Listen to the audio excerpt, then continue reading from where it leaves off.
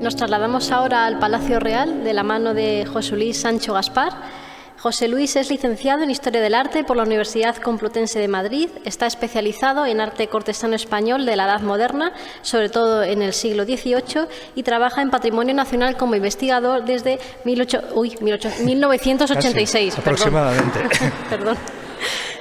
Ha centrado sus investigaciones en arquitectura y decoración interior de los palacios reales españoles y el arte cortesano español, sobre todo en el siglo XVIII.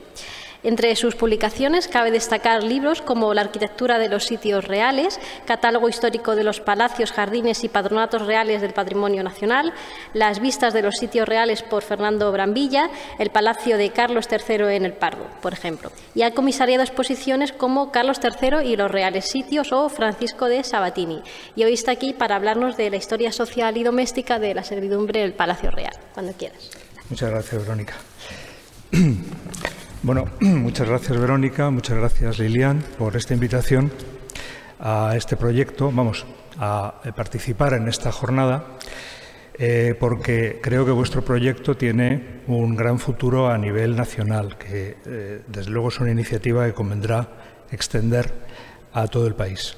Gracias a todos los que nos seguís aquí directamente o indirectamente. Muchas gracias al Museo Nacional de Cerámica y al Ministerio y a la Universidad de Valencia por su acogida.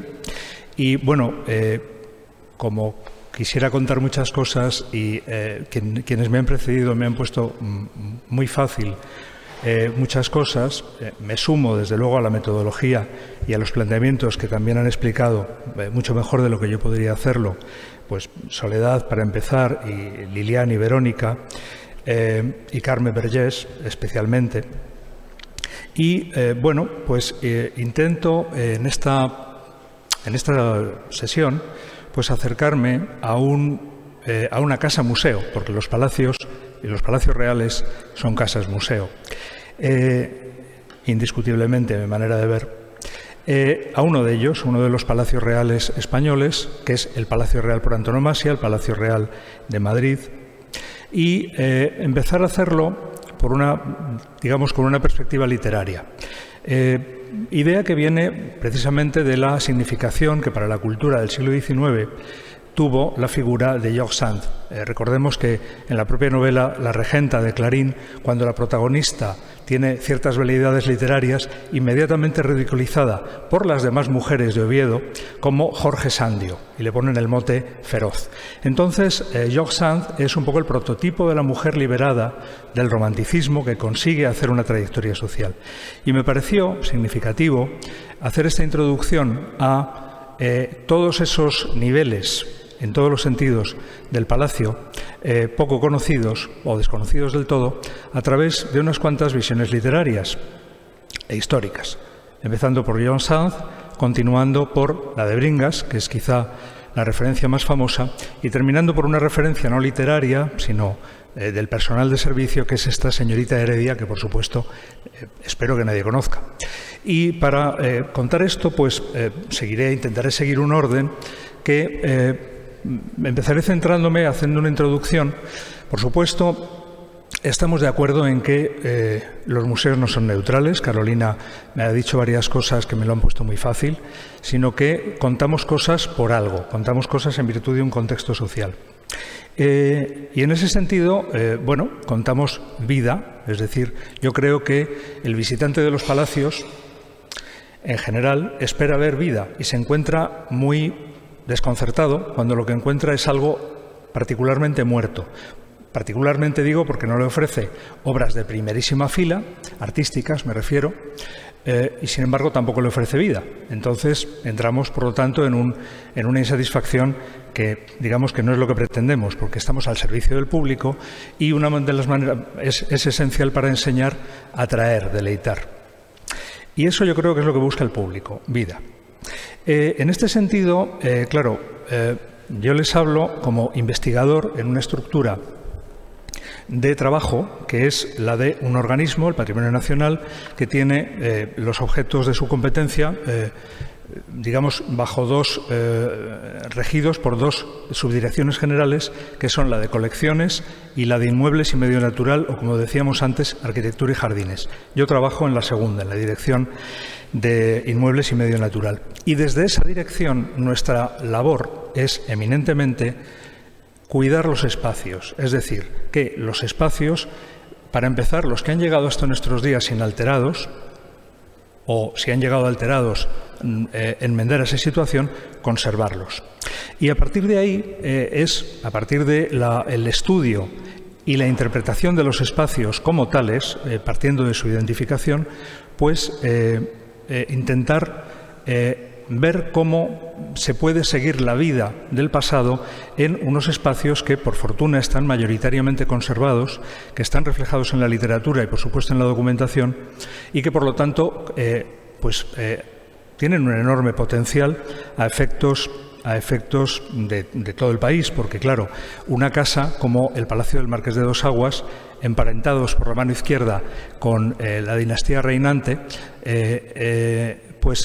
tiene una jerarquía social cuya cúspide es el marqués. Un marqués está en la jerarquía social, en la corte, y cumple un papel en la corte, cumple un papel en esa otra casa grande que es el Palacio Real. Con lo cual, el Palacio Real tiene, digamos, la jerarquía real, la jerarquía social completa del rey abajo, y, por lo tanto, las posibilidades que esto nos da, bueno, pues son interesantes, y es lo que trato de contarles.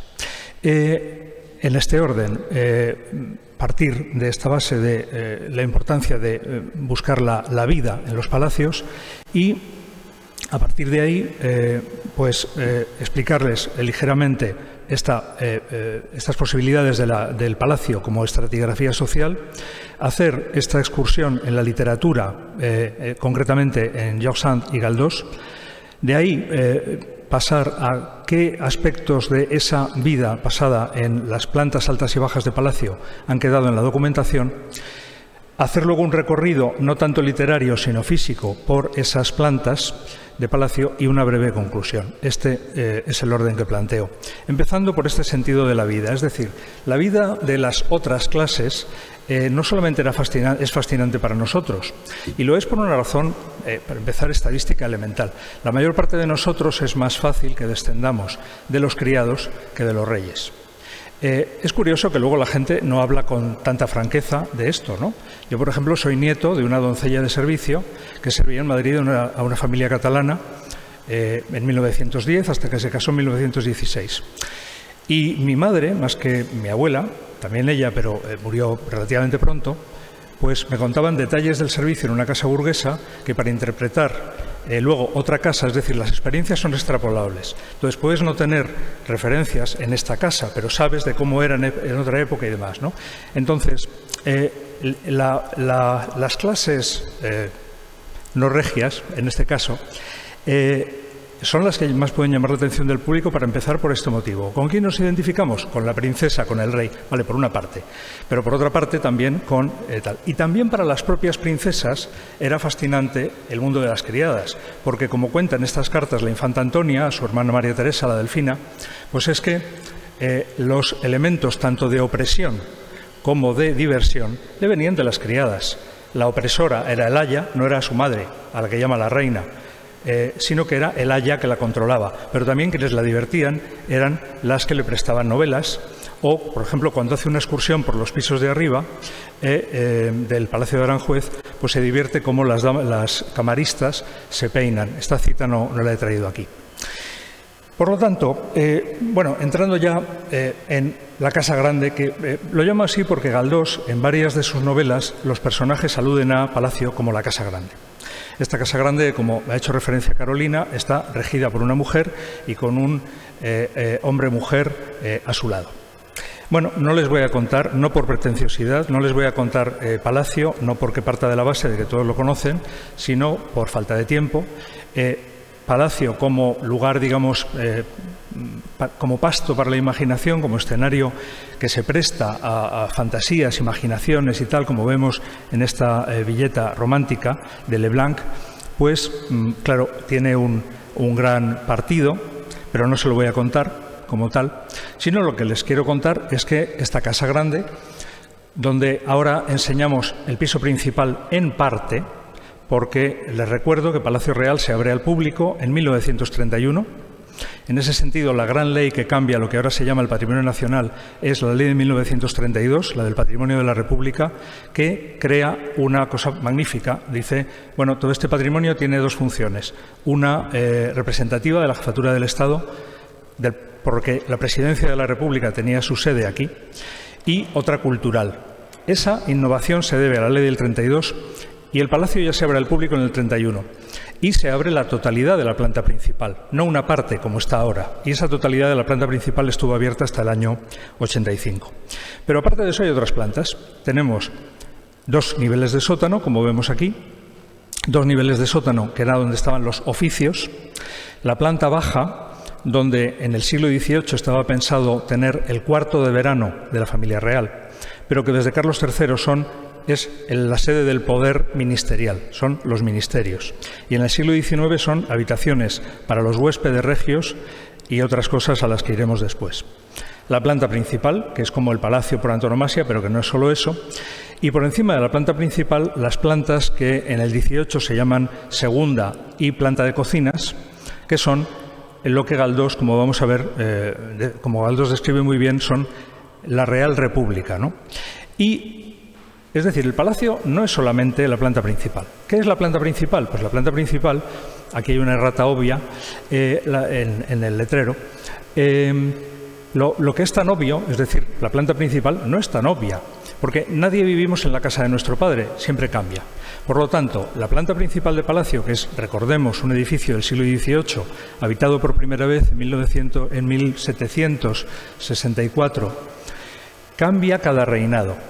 Por lo tanto, ¿qué estamos mostrando? Si ahora ahora mostramos la planta principal, pero mostramos la planta principal de Alfonso XIII y la mostramos sin dormitorios, sin cuartos de baño, pero es la de Alfonso XIII. No estamos contando la de Isabel II. Si aquí les explicase cómo vivía Isabel II y su marido, pues para empezar vivían en extremos opuestos del palacio, donde no tenían nada que ver, no tenían que verse. Más opuesto todavía a la reina estaba el duque de Montpensier, y ya la distribución es, digamos, flagrante o parlante, y es un espacio donde tenían lugar ceremonias y vida, indudablemente. Pero no vamos a hablar hoy de la planta principal y de cómo la interpretación de la planta principal, que no hacemos, porque tampoco en el momento presente contamos o interpretamos qué ocurría en la vida cotidiana en las plantas principales de los palacios, y tampoco, por lo tanto, en las otras que no están abiertas. Sin embargo, no vamos a hablar de la planta principal, sino que el palacio es un edificio donde se presenta una estratigrafía espacial que es funcional y social, es decir, cada planta tiene una función y habitan diferentes personas y están relacionadas verticalmente. Comentaba Jaume el otro día la abundancia de escaleras en el Palacio de Dos Aguas, lógicamente, porque un palacio, a diferencia de un hospital, no puede tener pocas escaleras. El Reina Sofía en Madrid tiene 4 escaleras. Palacio tiene 65 escaleras. Y eso responde a una lógica del servicio doméstico regio. Y es muy importante cómo funcionan las comunicaciones verticales. Evidentemente, nadie subía por el patio mediante una cuerda, ninguna persona. Pero sí subían el carbón y la leña.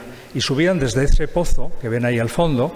Esto es el patio de damas de Palacio. En Palacio, aparte del patio por antonomasia, hay otros 3. Y ese pozo que ven al fondo no era para sacar agua, sino que en la imagen de la izquierda lo ven desde el segundo sótano, que era por donde entraba la leña y el carbón, y por ahí se izaba el agua hasta el nivel que han visto anteriormente, y con esa garrucha que ven en la imagen de la derecha, subía el carbón y la leña hasta la planta que fuese. Y el carbón y la leña se almacenaban en la última planta de todas, la sexta, está por encima de la planta de cocinas.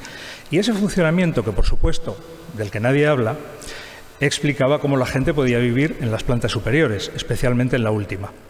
¿Cómo funcionaba, por lo tanto, esta jerarquización? Pues, como les he dicho, en el sótano segundo, básicamente almacenes. En el sótano primero, los oficios, incluyendo desde luego los de boca, es decir, la cocina y todos sus acompañantes. y otros oficios como la furriera, es decir, los muebles. Planta baja, ya hemos dicho que en esta época, porque vamos a hablar básicamente del 19, los ministerios y empiezan a estar las habitaciones de invitados. Planta principal, personas reales, y plantas de arriba, servicio de diversas clases sociales, como muy bien cuenta Galdós, porque no es los servidores reales son de todo tipo de clases sociales, incluyendo los pordioseros. Bueno, entonces, ¿mostramos esto en alguna medida? Sí, mostramos esto en alguna medida porque mostramos al menos la cocina. La cocina se abrió en 1931, pero bueno, pues luego, y aquí hacemos un poco un recorrido de abajo arriba, recientemente se volvió a abrir, no completa, pero la mayor parte, y bueno, efectivamente, esto en cuanto a la vida cotidiana sí lo mostramos. Era un espacio femenino. Bueno, en realidad había más cocineros que cocineras. Hay una frase famosa en La Regenta de Clarín del cocinero del Marqués de Vegallana sobre esto, a la que me remito, ¿no?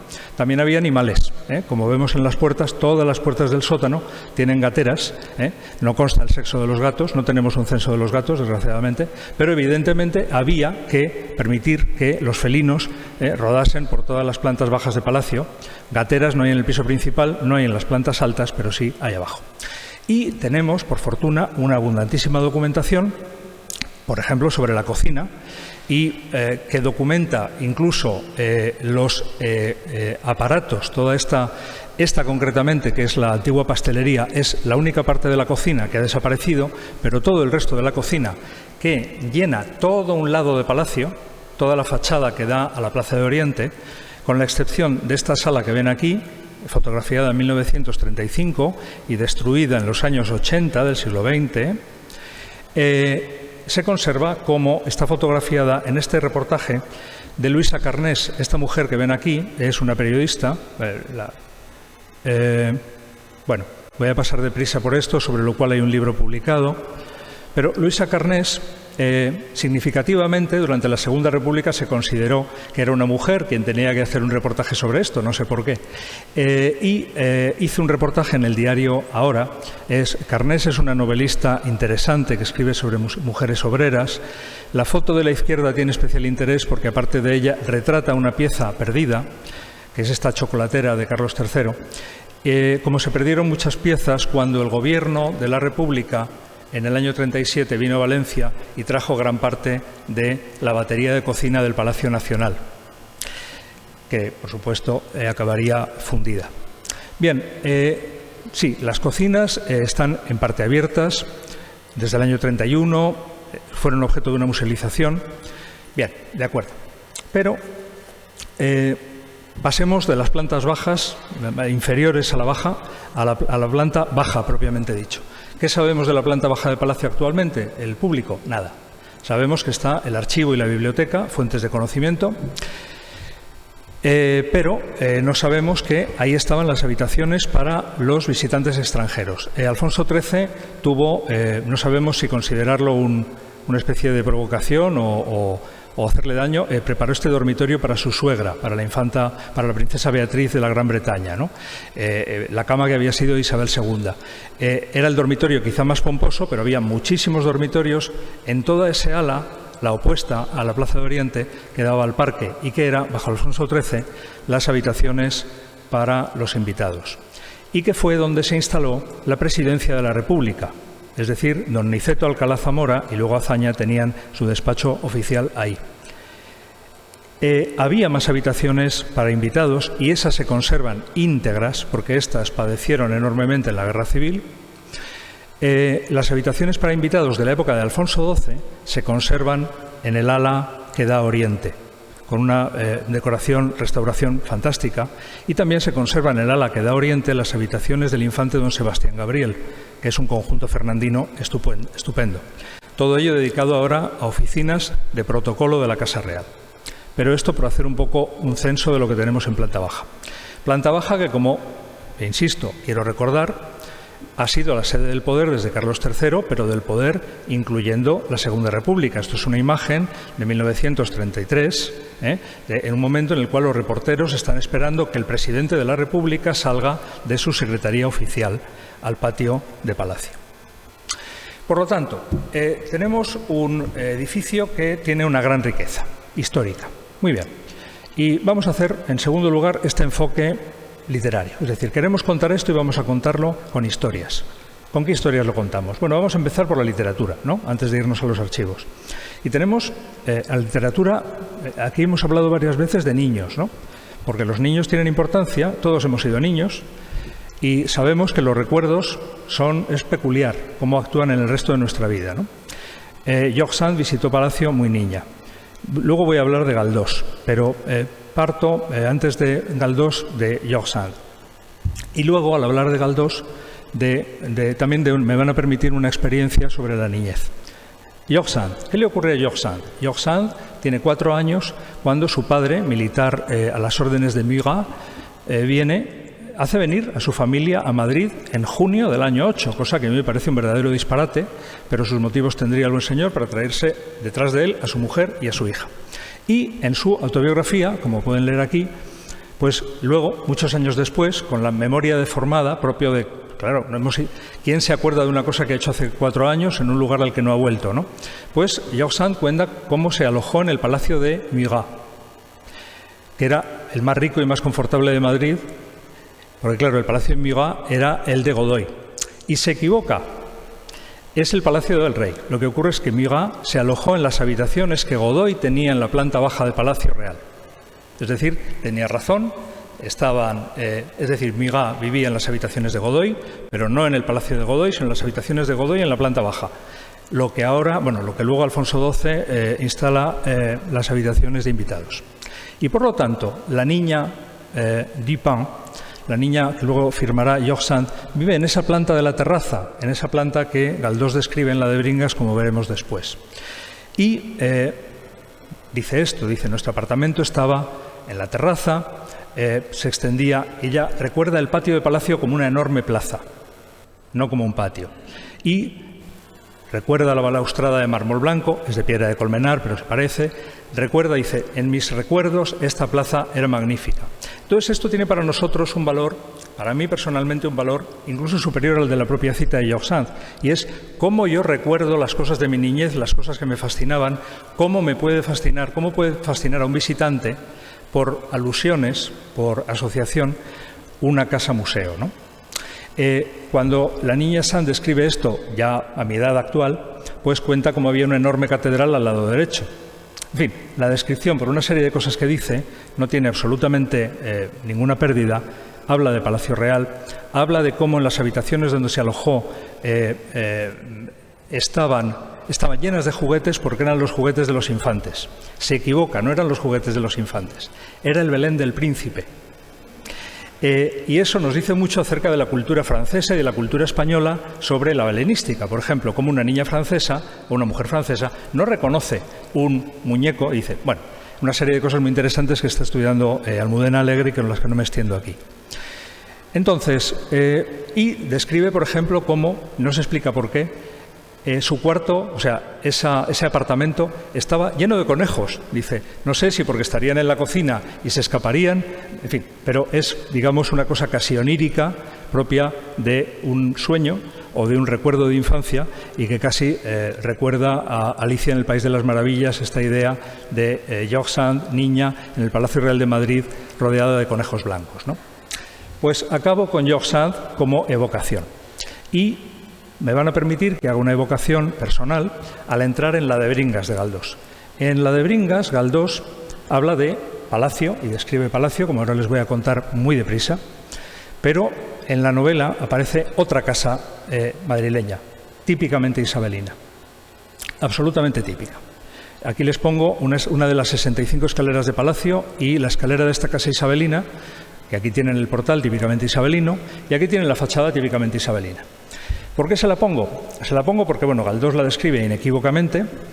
Es muy importante recordar, cosa que no es obvia para una persona de 20 años o de 30, que esto supone una jerarquización social. En el primero aquí vivía en 1930 un juez, en el segundo una modista y en el cuarto un capitán que había sido húsar de la reina y luego guardia de asalto. Y son 2 pisos por planta, cada uno con 3 balcones. Pero ¿qué ocurre en la quinta planta? En la quinta planta ocurre que donde hay 2 pisos, abajo, arriba hay 10 casas. Es decir, entonces, esa noción del arriba y abajo, que es igual en Palacio, es importante, y es importante a la hora de explicar cómo vivían nuestros abuelos, o en Palacio o en una casa como esta. Es importante que cuando llegamos a la quinta planta de este edificio, pues encontramos este pasillo de baldosines rojos isabelinos, es decir, casas pequeñas, 10 en total, con estos ventanucos que dan al pasillo, que a mí de niño me parecían misteriosos. Digo esto porque da la casualidad de que esta es la casa de mis abuelos. Entonces, la casa que describe Galdós, en la de Bringas, era la casa donde mis abuelos vivieron desde que se casaron en 1916. Y entonces, cuando yo llegué a Palacio a trabajar y conocí la quinta planta, que es esta, dije, caramba, me encuentro en la casa de mis abuelos, porque, claro, yo recordaba a mis 5 años con mi estatura aquel pasillo que me parecía inmenso y con ventanillos misteriosos, y a los 23 me encontré de repente aquí y me encontré trasladado al pasado. Y cuento esto por si puede servir para cómo funcionan las asociaciones y el interés. Cómo podemos hacer al público nacer el interés por cosas que ha conocido, que no ha conocido, o que han conocido sus abuelos, o que no han conocido sus abuelos, porque es africano, por ejemplo, ¿no? Entonces, quiero decir, después de esta alusión a cómo Galdós describe no solamente la Casa Grande, sino otras realidades sociales. Bueno, yo aquí he traído una serie de citas de la de Bringas de Galdós asociadas a imágenes del palacio.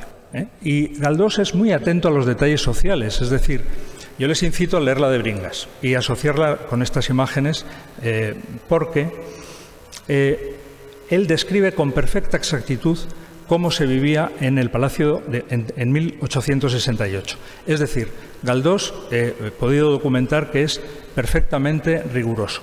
Es decir, él tenía a alguien, seguramente a través del Ministerio de Hacienda, de la Dirección de Propiedades del Estado, que había trabajado en el ex Real Patrimonio durante el sexenio revolucionario, que había intervenido en la administración del patrimonio que fue de la corona, que le contó muchas cosas. Y cuando él escribe en 1884 la de Bringas, conoce perfectamente el palacio. La de Bringas conoce por una cosa que tiene que hacer todo aquel que venga a las oficinas de Patrimonio Nacional por primera vez, que es perderse. Uno sube la escalera, entonces, ¿por qué? Esto es un verdadero laberinto. Y lo es también para la historia social, porque contamos con planos, pero solamente uno de estos planos, de la época de Carlos IV, tiene indicaciones de quién habita en cada cuarto, de la planta que ahora llamamos cuarta, el cuarto segundo, el piso de la terraza. Entonces, no es tan sencillo, a lo largo de los reinados, decir quién vivía en cada planta. Cuando Galdós empieza este recorrido, cuenta, como ven aquí, cómo llega a la escalera de damas. Las escaleras en Palacio tienen todas nombre y algunas tienen nombre femenino. La de damas es femenino. Hay una escalera de la señorita Heredia y hay una escalera de Cáceres que no se refiere a Extremadura, sino a un señor que se llamaba Cáceres. Es decir, el Palacio está también muy humanizado en este sentido. Bien, los visitantes entran por donde tenían que entrar, que era por aquí, por la portería de damas, suben y, por supuesto, con estas indicaciones, pues lo que hacen es perderse. Y lo curioso de esto es que yo, que conozco bien el palacio, entiendo por qué se pierden. Es decir, el recorrido que Galdós hace a sus personajes por la planta cuarta y quinta de palacio es que se comprende por qué se pierden y cuál en realidad es su recorrido. Y un recorrido por estos pasillos de baldosines rojos. Él dice que Palacio tiene en esas plantas superiores, es una real república, que los reyes se han puesto por corona, que los anchos pasillos son calles y las puertas de las casas, o sea, las puertas son casas, y que tiene sus barrios, pobres y ricos, que un poco por los indicios se puede saber qué tipo de persona habita en una casa o en otra, en un barrio o en otro, que hay espacios más o menos habitados, o sea, unos más habitados, otros menos. En fin, no les incito a la lectura de Galdós con esta idea, la de decir, no es una visión literaria lejana, sino que es una visión muy cercana, no absolutamente contemporánea, sino 20 años después, 15 años después, pero muy bien documentada, muy certera, y donde, por ejemplo, describe cosas raras de ver, como esto, es decir, cuando dice, por un ventanillo se veían las techumbres de la capilla y la escalera. Es absolutamente, como tal, describe una cosa muy inteligente que indica que había conocido muy bien el palacio, y es cómo ese laberinto procede en gran parte de las continuas transformaciones que el palacio sufre en estas plantas superiores, y no solo, desde que se construye, dividiendo habitaciones, o sea, que por ejemplo en este caso era la parte alta de una escalera, se divide para hacer un pasillo. Aquí, por ejemplo, ven cómo esta escalera en realidad nunca se acabó, es decir, se empezó con una idea de escalera de servicio que tenía que llegar hasta la última planta. Esto está en primer sótano. Esta escalera tenía que llegar hasta la última planta, nunca llegó por una serie de vicisitudes en la distribución del piso principal durante la construcción. Hace referencia a espacios de esa planta cuarta magníficos, como es la parroquia de esa ciudad. La parroquia de esa ciudad es el oratorio de damas, que es esto que ustedes tienen aquí.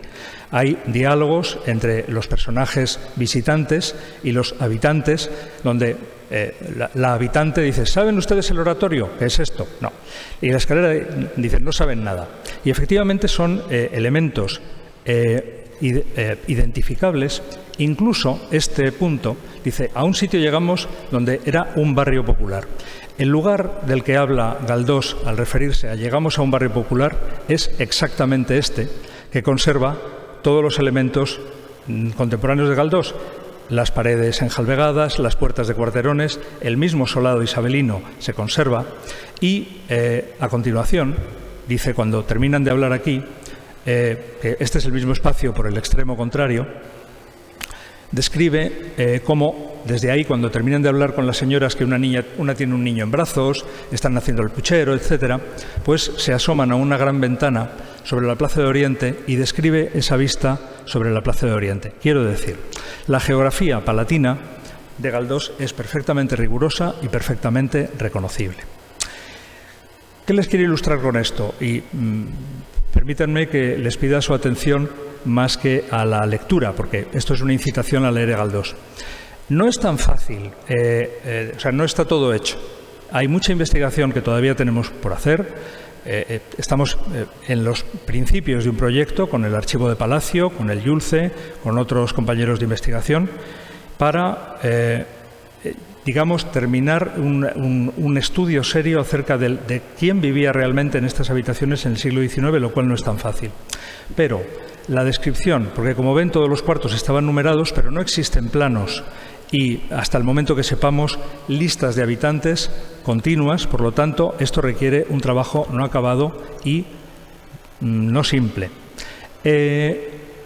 Esto supone a su vez una relación con la planta baja, porque como el protagonista vive en palacio, mejor dicho, perdón, el esposo de la protagonista, en este caso las tornas son inversas a lo habitual, es oficial primero en la Intendencia del Real Patrimonio. Por lo tanto, vive en el piso de la terraza, baja por la escalera de Cáceres o de Damas y trabaja abajo. Es decir, hay una relación funcional entre pisos superiores y pisos inferiores.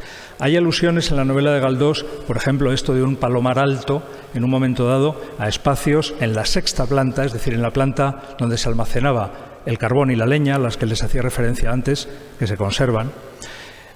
Hay esa referencia al lavatorio del Jueves Santo que ven los protagonistas a través de estos óculos que tienen ahí a la derecha, que dan sobre el salón de columnas. Hay una relación, en este caso visual, de cómo esa población de la ciudad puede ver una ceremonia de la planta principal, digamos, haciendo trampa por los ventanales. Hay una relación entre el arriba y abajo funcional, pero no solo, ¿no?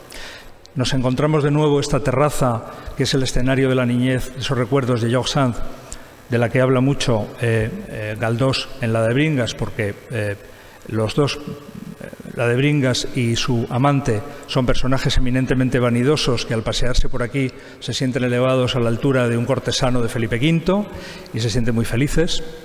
Y esto también nos da idea de las dimensiones. Digamos que esta caja de escalera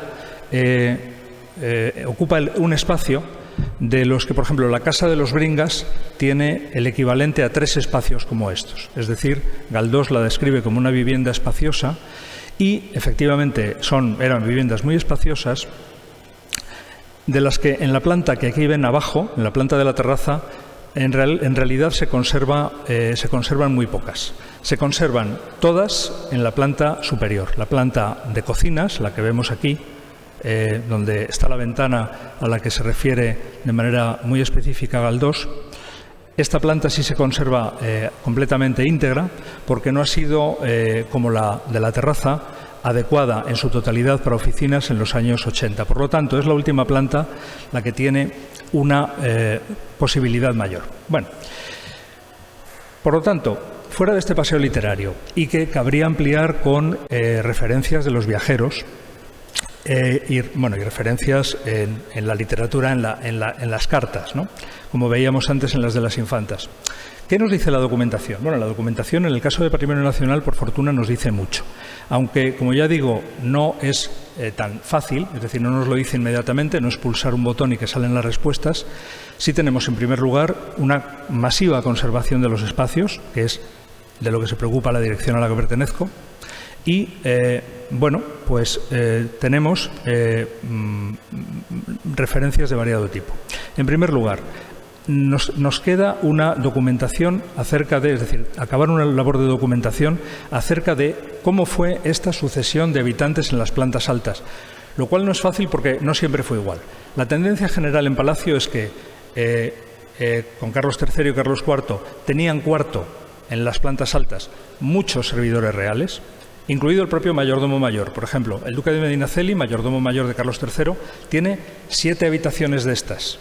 Y dices, ¿pero para qué tiene el duque de Medinaceli 7 habitaciones si tiene el Palacio de Medinaceli, que ocupa en Palacio, pues donde ahora está el Hotel Palace y las 2 manzanas colindantes? Muy sencillo, para dormir la siesta y para que duerman la siesta sus criados.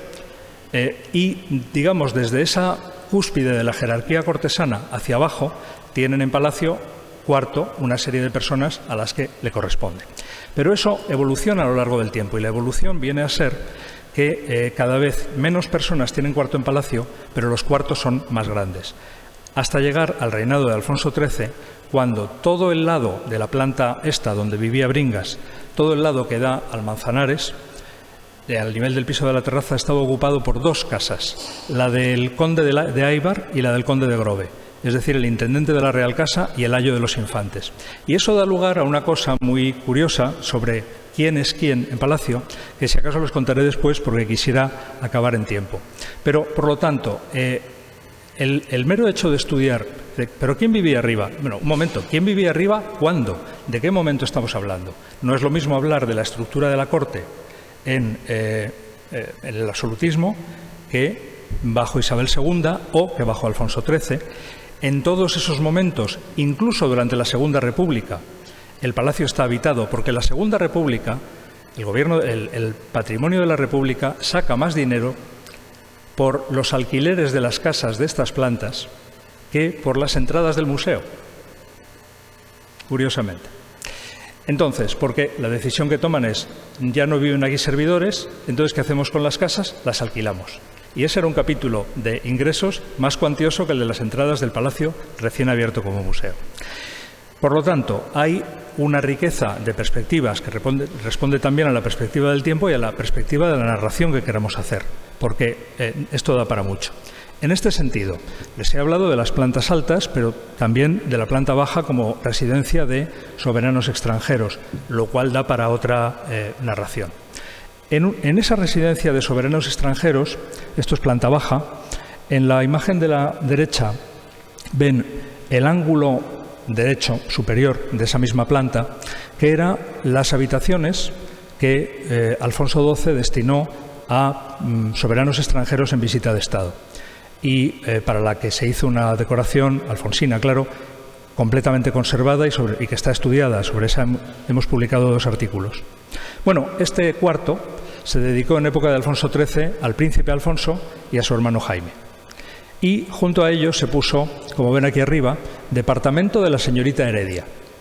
¿Quién era la señorita Heredia? La señorita Heredia era lo que se llamaba en Palacio en época de Alfonso XIII una dama chica, porque en la servidumbre palatina había siempre las damas de la reina, que eran grandes de España, etcétera. Pero con la evolución social, en la época de Alfonso XIII, doña Victoria Eugenia tiene pues unas damas que son señoras. Doña Concha Heredia era de una familia, y Graun era de una familia malagueña muy rica, digamos que era una alto burguesa. no era lo que hubiera sido en el 18 una camarista, pero no era una grande de España, es decir, era junto con otras no era la única, eran las que de verdad estaban todo el día como personas de confianza de la reina y de las infantas. ¿Por qué se la coloca al lado del cuarto de los príncipes? Para hacer, digamos, funciones diputadas de maternidad por parte de doña Victoria Eugenia hacia el príncipe, que, como sabemos, tenía una enfermedad que le impedía heredar, ¿no? Es decir, hay una especie de maternidad delegada que cumple la señorita Heredia, que no es la única función de confianza que cumple, porque cuando llega la República, quien se encarga de recoger los bienes privados y de defender ante el gobierno de la Segunda República, no, este objeto no es del patrimonio, es propiedad particular de la reina, es la señorita Heredia, que es la que, digamos, almacena esos bienes privados en un entresuelo que está debajo de sus habitaciones. Y por eso la escalera que está al lado se sigue llamando de la señorita Heredia. Entonces, por lo tanto, en resumen, tenemos una riqueza considerable de espacios conservados, de historias que contar reales, por documentar más o menos, de historias que pueden ser no reales, pero que también podrían contarse y que habría que ver qué interés tienen. Y entonces, porque claro, por ejemplo, el mundo cortesano de la de Bringas ha sido estudiado en un artículo, que no quiero dejar de citar, por José Martínez Millán. Pero la visión que tiene, vamos a decir, la academia, es decir, el mundo universitario, frente a la que tenemos nosotros, los que somos del mundo del museo, por así decir, o del mundo de la conservación de los inmuebles, que es lo mismo, es otra. Es decir, nosotros partimos de la conservación del espacio y de la interpretación del espacio. Para empezar, de la conservación y de entender qué era ese espacio. Y entonces dices, bueno, y a partir de aquí vamos a ver cómo se puede contar esto, si es que podemos contarlo de alguna manera, aunque sea por vídeo.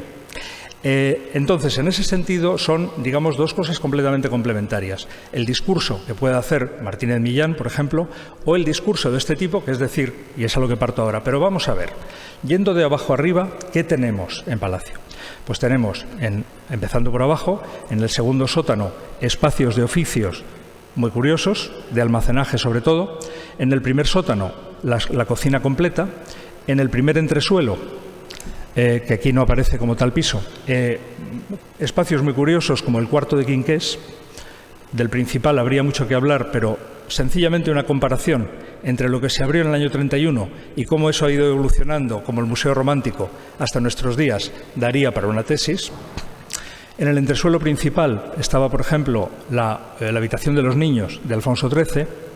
En el cuarto segundo, todo lo que describe Galdós como las habitaciones, digamos, de la nobleza de servicio de la Casa Real, como por ejemplo, y ese sí se conserva, el cuarto de la camarera mayor, pero también un mundo interesantísimo que es el de los músicos. Porque claro, recordemos, los músicos de Palacio era el único personal palatino que entraba en Palacio por oposición, como no dejaron de señalar al llegar la República. A nosotros no nos echen, que nosotros hemos ganado el puesto por oposición. Y la lavandería. Y, por último, en la última planta, en el piso de cocinas, llamado así porque ahí estaban las cocinas de nosotros los pobres, pero también de los condes del piso de abajo, ¿vale? Pues el barrio popular.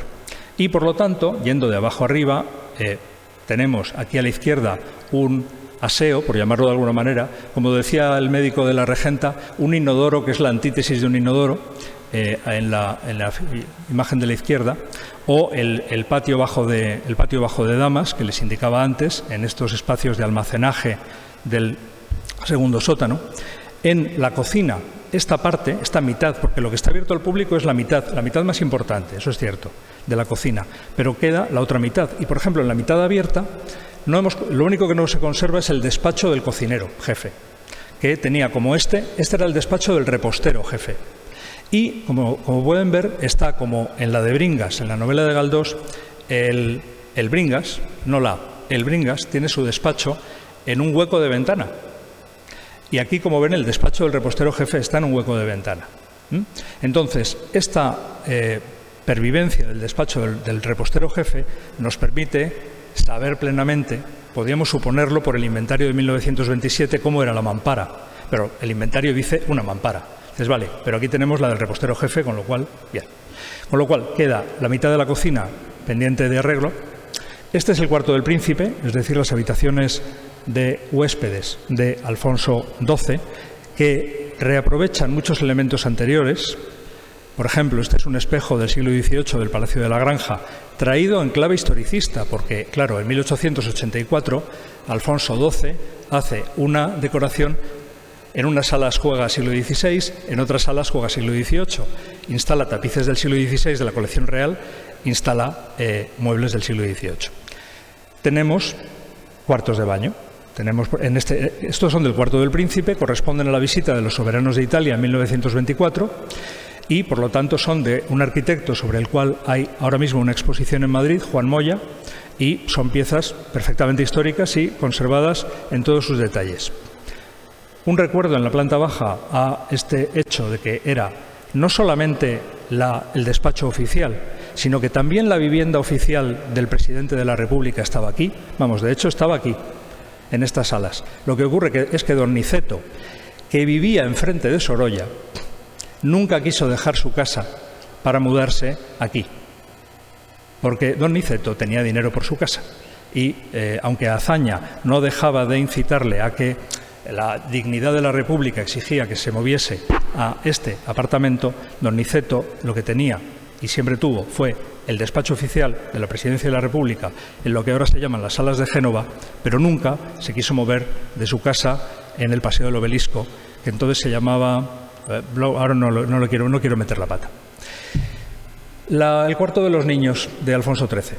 Toda esta planta, toda la entreplanta sobre el cuarto principal, tiene una serie de habitaciones, primero ocupadas por el príncipe de Asturias. Esto es un amueblamiento, acabo ya, un amueblamiento de 1907, hecho para el príncipe de Asturias, el primer nacido del matrimonio, y las habitaciones inmediatas también conservan esta decoración del mismo tipo inglés que usaron luego las infantas Beatriz y Cristina.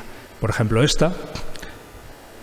Y, como les decía, en la planta cuarta y quinta están en la planta cuarta los coros de la Real Capilla, que son dos, el coro de misa cantada y el coro de música, enfrentados. Y, por ejemplo, el cuarto de la Camarera Mayor, que era el único de los que se conservan que tiene decoraciones fingiendo estuco en 4 de las habitaciones, claro. Y en la última planta, pues el barrio popular, el piso de cocinas, donde la mayor parte de las cocinas felizmente se conservan, y es más, este por ejemplo es el comedor de las señoras de la limpieza. Así que mantenemos una pervivencia de servicio y femenina.